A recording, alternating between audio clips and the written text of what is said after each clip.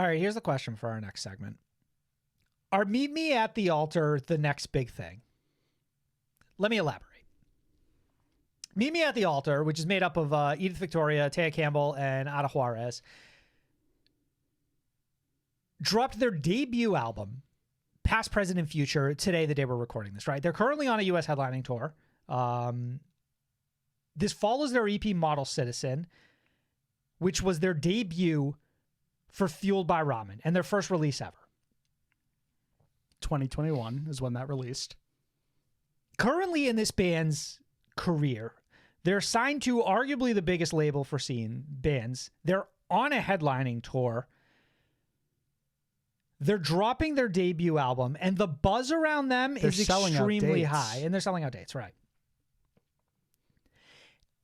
And I think a lot of why I look at Meet Me at the Altar and ask myself, are they the next big thing, is because of kind of like the air of how people talk about this band, you know, kind of the way that they're covered, kind of the way that they've like come out of nowhere and just like exploded onto the scene, right? And then there's two like other aspects that are core aspects of this band that they very much acknowledge, like when they're talked about in like their press materials. The first one is like their story of how they met online, which is an extremely, not necessarily Gen Z thing, but the aspect of meeting online, falling in love with a certain style of like Fueled by Ramen bands, and then starting your own band and then get signed to Fueled by Ramen. Like it's like a fantasy that's easily shared by millions of other people, right? And it's their age as well. You know, it's all of this is happening very quickly for them, right? It's like they're young, they meet online, and they get signed to a big label while they're still an incredibly young band, which makes it easy for a lot of people to see themselves in them, right? I thought you were about to tell me, like, and they're all freshmen in high school. And I was like, what the fuck? What's the artist that we talked about that was actually the kid? Wasn't it like Glaive was like... Glaive's like 15 when he... Right. When they... So it's this like content creator's dream of making it, right? And then there's the second piece, which is representation, right? Which is that this is a band that's made up of 3 women of color, and very much in their original sort of like mission statement, this band says, hey, we want to be the representation that we didn't see in the scene. That's part of what like pushed us forward to like do all this. And obviously you look at a lot of the more popular bands in this scene and they're a mirror image of one another, right? You don't see a lot of Meet Me at the Altar at the potential level of what a lot of Fueled by Ramen bands are kind of expected to hit, right?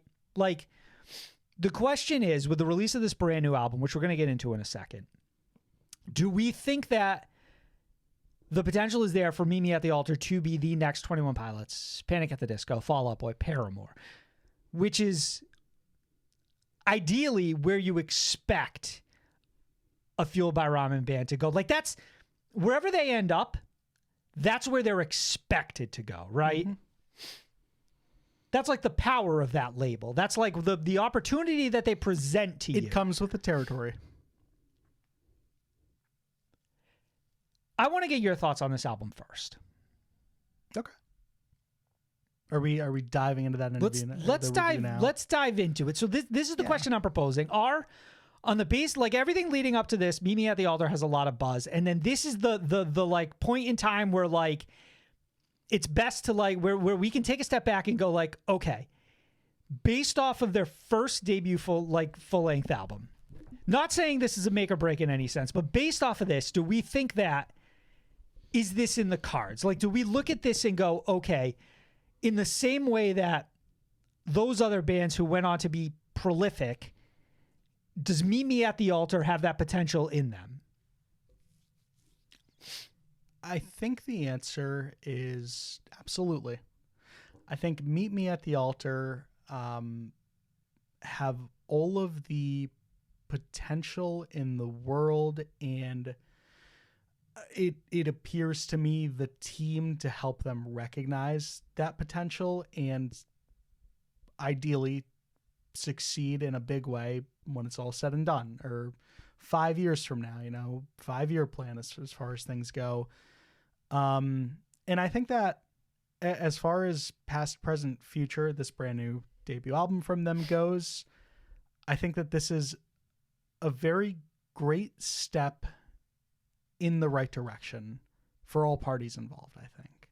Not to look at Meet Me at the Altar either as just this entity that must succeed at all costs, because I don't think that's the appropriate pressure to put on any artist at all. It would be great if every artist succeeded beyond reason, like just succeeded and had fulfilled all of their wildest dreams. But yes, but what I'm saying here, sort of what I'm presenting, is that like Meet Me at the Altar has been given this opportunity, right? Well, not necessarily given. They are in the situation now where this is a possibility, right? Now do they seize it? And I think that on this album, they show the right. It's so I really enjoy this album, and I think something I keep coming back to is that, and I did make a quick note of this, is that I think that the band clearly operates with a chip on their shoulder, regardless of whether they've already made it and are signed to a big major label and Fueled by Ramen. And you hear as much on the opening track, Say It to My Face, because this band outright throws out the term industry plant within the first 20 seconds of this album. They're extremely self-aware of the position that they're in, right? 100% aware of it. And you are pointing out, I think, the thing that Meet Me at the Altar has that really works in their favor. It's their secret weapon. It's their attitude, right? Right. And it's the way that they're very in your face about it. Jesus. I wasn't sure what you were going to pull out, but I didn't like that face. I think that at a surface level, this is a very enjoyable album, right? I think it's a lot of fun. I think that within a burgeoning new audience that might be discovering the scene, Meet Me at the Altar is a phenomenal entry point. Man, to the point that, like, as far as entry points go, this is in any era. Like, when I was first getting into music,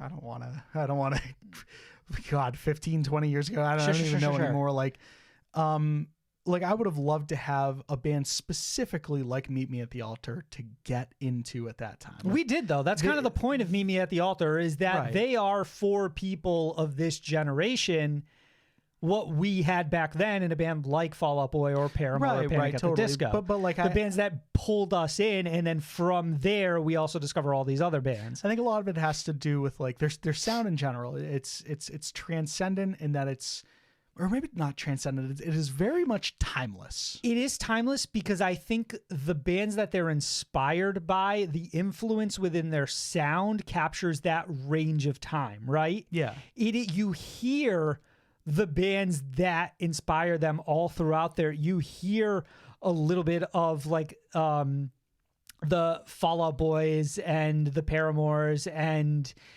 a little less on here, but back in that EP, there was a 4-Year Strong moment as well. There was a little bit of that.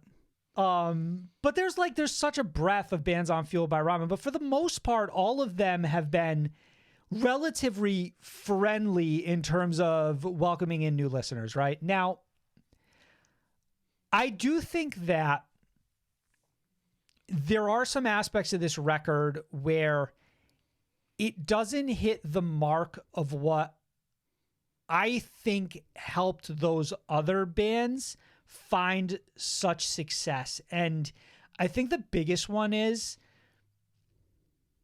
that this is far too polished.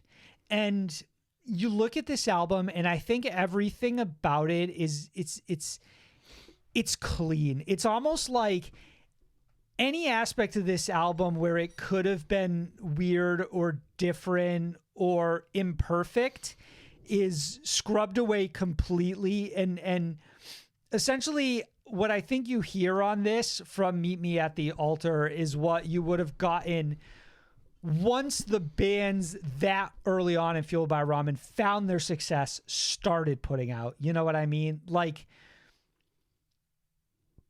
I think why a lot of those early bands find themselves being such cultural icons is because early on in their career, they were able to do something unique and different and take a chance. And I don't feel like Meet Me at the Altar is allowed to do or be the same way that those bands were. So like, think about... So maybe contrary to what we led some of this conversation off with, is that they maybe don't have the right team around them? No, the thing is that everything around Me at the Altar is too perfect. Like, they have the right team around them. All of these songs sound like however many songs they wrote getting into this album, I think they cut it down to the exact perfect amount. I think you have everything here that says, hey, one of these songs could be a hit. Like, it's all there. But what I don't hear are the nuances of what made the bands that early on in Fueled by Ramen's career were so successful. You think about Fall Out Boy now, right? So, all right. So to clarify, I'm pretty sure they were on like Island Records for a very long time before they got to Fueled by Ramen. I'll let you have it, but like, just want to clarify. Think of the style of band, like the type of band. Right. Like, think of a Fall Out Boy. What is it about Fall Out Boy? What's a Fall Out Boy thing? Like, what's a thing that is special to Fall Out Boy? Don't do this to me. You know, like, what is a thing that goes like hand in hand with Fall Out Boy? It's the fact that the band is rough around the edges. Wrong. It's their song titles. It's absurd.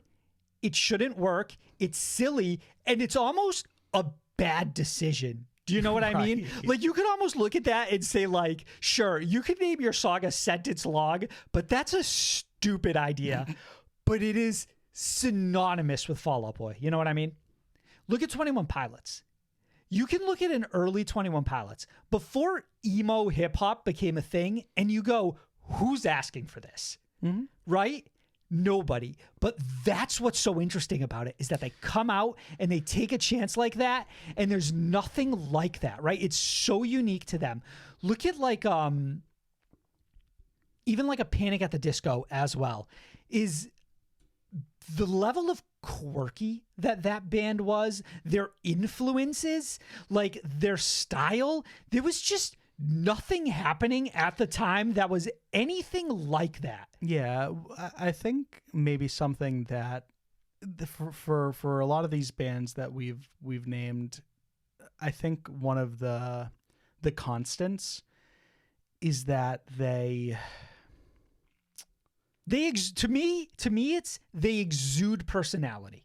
Right. You know what I mean? But it's like, I don't know who Fall Out Boy is, but they're the dumb band that does this. You sort of hit the nail on the head. 21 Pilots is, but they're these two guys who do this weird fucking thing. You hit the nail on the head specifically with 21 Pilots, because I think the thing that separates a lot of the artists we've named so far from the rest is that you have to ask yourself the question, who's asking for this?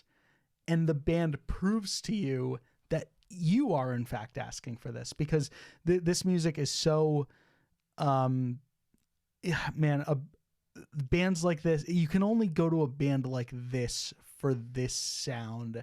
You can, like, at the time, no one was really doing what 21 Pilots were specifically doing. Another quintessential example, no one was really doing what Fall Out Boy were doing. 4 Year Strong.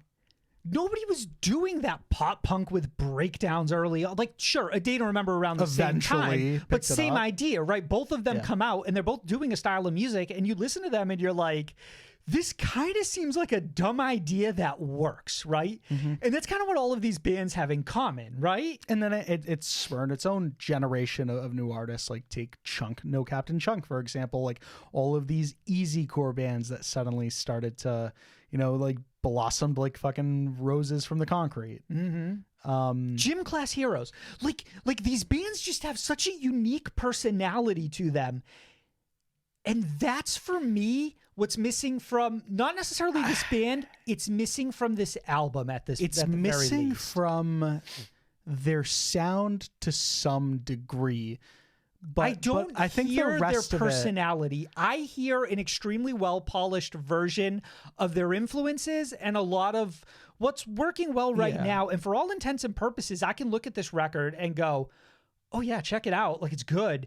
But I don't know that I hear what the significant aspect of this band that sets them apart I think within this that album. Meet Me at the Altar checks a lot of boxes in 2023. You talk about like you don't like I look at Meet Me at the Altar and they stand out because they have personality, right? So I think that maybe something you've pointed out is that musically, sonically, it doesn't exactly reflect on how this band carries themselves and whatnot. And again, like I think that there's definitely some good bits in there that really do set them up for success, namely operating with a chip on their shoulder. But something to your point is that I listen to this album, and the thing that I come back to is that this could have been written by a band that also wasn't Meet Me at the Altar. Right, precisely correct. And I think that's the frustrating bit is I want to see what it is that makes this band unique. And I feel like this is the opportunity to seize upon it, but that's not the direction that we chose to go in with this album. I think which part might of the not trouble, necessarily, and that's kind of what I want to circle back to, is that I don't think this album in any way will be a detriment to their success moving forward. Sam, I think as a listener, part of the problem is I actually don't know what I want from Meet Me at the Altar, because I can give you like a critique or two on this album. I think that one of them is that there's probably some layers of vulnerability that this band could peel back and make an album that much more meaningful of a listen, or that much more personal of an experience, and an easier way to endear you to the artist. I want the flaws. Right. I You're want right, to and maybe see it the does sort of come back personality. to that. I kind of want to see the individuals, right? And I don't feel like I hear so much the individuals as I hear the influence of the artists that they listen to, and the polish of the label that they're on, and the talent of the band who, you know, Cool is a very good song. Cool is a Song of the Year contender so far for me. And I know we've only got a couple of months under our belt, but it's an earworm. It's an absolute earworm. Say It to My Face is extremely fucking fun. Same with that TMI one, is really good. The singles across the board were very well chosen for this album. Totally. But like, I do think that, maybe when you start to look at things, like when you sort of separate things a little bit, and then you you talk about the singles are good, and then you kind of look at like the back half of this album, and there's less of those singles, and none of those songs really stick out on their own as much as the material that comes earlier in the record.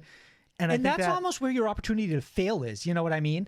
Right. That's where your opportunity to say is, okay, well, here's a little Meet Me at the Altar. Here's a little of these three individuals in this song. And I don't know what that is. You know what I mean? Because I didn't know what it was before Fall Out Boy told me it was these dumb song titles, or 4 Year Strong told me it was a breakdown in the middle of a pop punk song. You know what I mean? We don't have enough. So, hey, one thing I want to clarify is that I really enjoy this album. It's a great time. Right. Absolutely great time. I'm not giving this a score at the end of this record. Of course. I listen to this record. I think it's really enjoyable, and I think it's going to find an audience, and I think it's a great entry point into the scene. And right? I really recommend it. And it's a good entry point into this band. Yeah. But I kind of want to look at this in the broader picture of where they stand in comparison to like the Fueled by Ramen legacy. You know what I mean?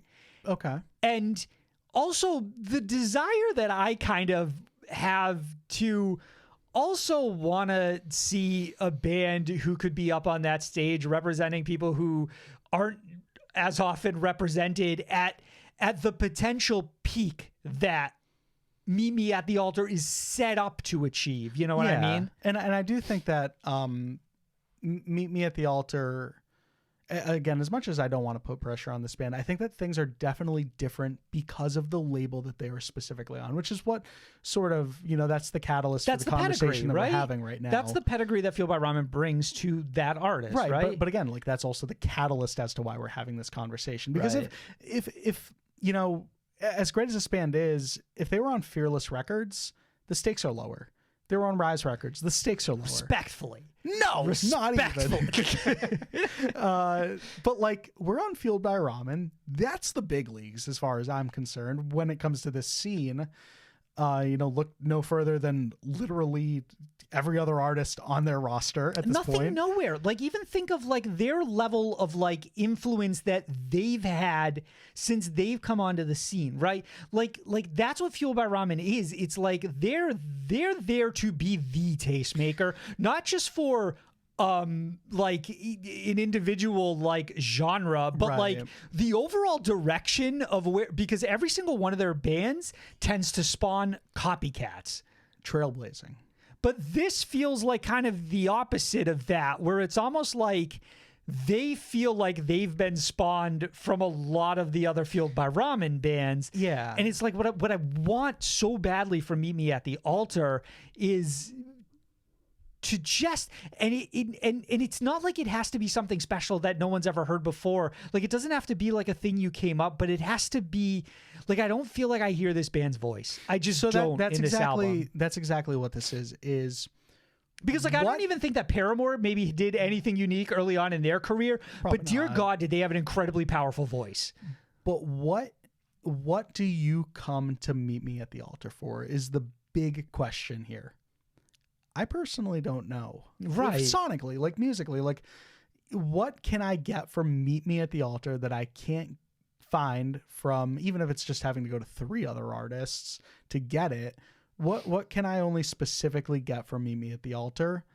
I think that that's a big question mark, and I think that it's something the band has to work to identify and eventually provide. And it doesn't have to be, and that's the thing, it doesn't have to be on the first record, right? So like, I think this that's is the start really of the important. conversation, is that like, now where do we go with this next album, right? So a lot of the artists you've mentioned, they didn't really, not a lot of it clicked until specifically the second album. Fall Out Boy's a good example. 21 Pilots is another. I think Paramore is another good example too. Definitely. But like, Panic at the Disco is not a good example. Panic at the Disco is the worst example imaginable. And I think that what really is extremely important to keep into perspective is that this is their debut album, and all these other artists that we're comparing them to, as much as we want them to have a similar career path, we can't, it's comparing apples to oranges, because it's a smaller sample size. And also we're looking back at a lot of things with hindsight when we ask questions like this. But I think that when I look at an album like Past, Present, Future, what I wanted it to do was answer more questions than it does spurn questions. And I think it had the opposite effect, where now I look at this album and I have more questions about Meet Me at the Altar than I do have answers about what this band is or what I ultimately want them to be. And I hear Past, Present, and I don't know that I got Future. Yeah, I like that. That's a great example. And like I finished this album and I'm sort of sitting there scratching my head, and I'm like, and this is like a own personal study of this band, and I'm sitting there and I'm asking myself, how many gears does this band have? How many did I just hear? And how many do they have really left, right? Like, what is actually their secret weapon? What's going to be the thing that I come to Meet Me at the Altar for down the line? Like, it's just a lot of questions now. And we weren't in this situation a month ago. What makes them a festival headliner? Right. Right?